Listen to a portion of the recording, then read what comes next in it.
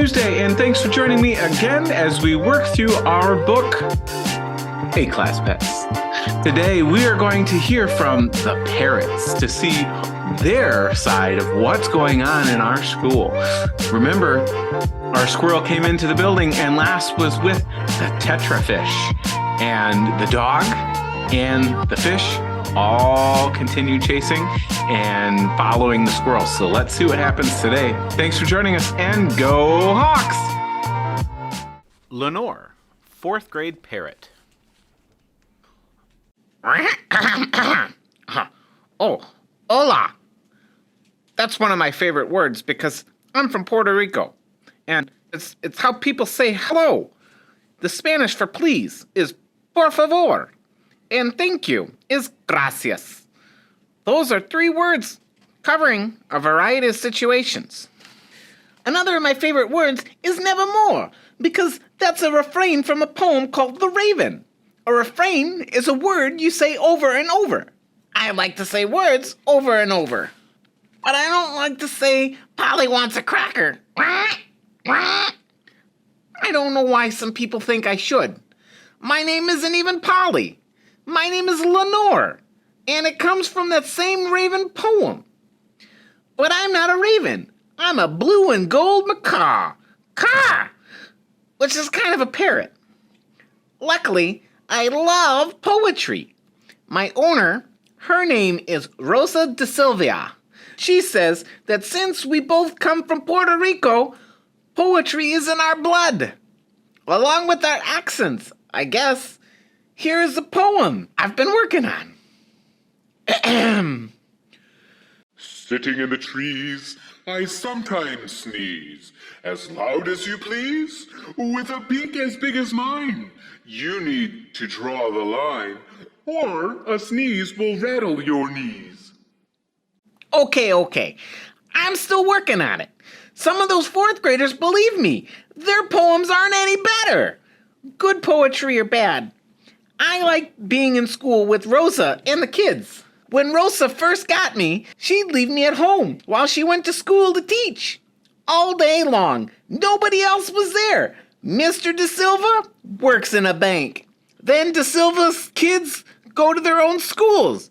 Being alone made me crazy. I started to pluck my feathers. That made Rosa crazy. She was like, eek! I'm going to end up like a bald bird. Now, she brings me to the classroom where she teaches. The kids there all call her Mrs. De Silva instead of Rosa. When we're in school, I have to remember to call her Mrs. De Silva too. Such a chore, such a bore. Not Rosa, por favor. It's Miss De Silva in school. That is the rule, if I want to be cool. This is hard to remember. I always have to remember there are other words I'm not supposed to say in school either. I think school has too many rules. Sometimes, if Rosa and her family have to go someplace and stay out late, she'll leave me here in the classroom overnight. That's okay. I don't mind. Once in a while, that's how I get to meet the squirrel. This is what happened. One day, the squirrel, he comes a-running in. I've seen him before, but I don't know his name. And he's got this big ugly dog chasing him. The dog got a fish tank rolling cart chasing him too.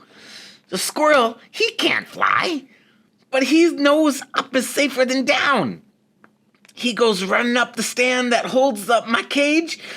Then he sits in the top and yells down to the dog. You're ugly, and your mother has fleas.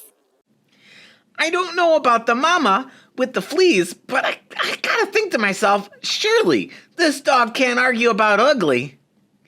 Senor Dog, he's jumping in the air, trying to tip the cage over.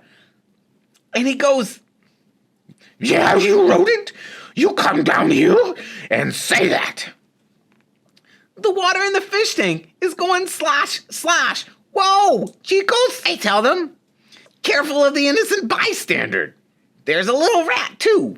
But Senor Dog isn't interested in him, just the squirrel. The rat calls up to the squirrel. I'll help so there's more of us, like the fish said. The dog keeps barking, so I start squeaking and squawking. Squawk! The squirrel is making my cage sway like a boat that brought me here. I say to the squirrel, you ever hear the term seasick? Next thing I know, the rat comes running back in with a hamster and a rabbit. It's like a convention of small mammals, plus fish. But the dog, he ignores them all and keeps yapping at the squirrel. And those small mammal guys, they don't know what to do. They're just running around in circles. The rat squeaks. Somebody do something. The hamster's trying to count how many of them there are, but every time somebody moves, he loses track and has to start all over. The rabbit, he's full of useless advice. She's like, don't let him get you. I think the squirrel already thought of that. The fish look like they're beginning to get seasick too. Then wham! Bam! That clumsy dog knocks my cage down. My feathers are ruffled, but I didn't get hurt because I landed on a pile of papier-mâché fruits and vegetables the kids have been making for some sort of art contest. Sorry. The squirrel says to me as he dashes for the door, but the dog, he's so rude. He never says a word of apology. He's got all, get back here, you squirrel. The fish, still dragged along behind the bumping, swaying, sloshing cart, are all like, glook, glook. The rat and the others, they start to follow. A squawk. Hola! Don't leave me here on the floor as you go out the door without even a nevermore. The rat is the only one left, slowest, because he's always staying close to the walls, not wanting to cross the open space of the room. So he comes back and unlatches my cage.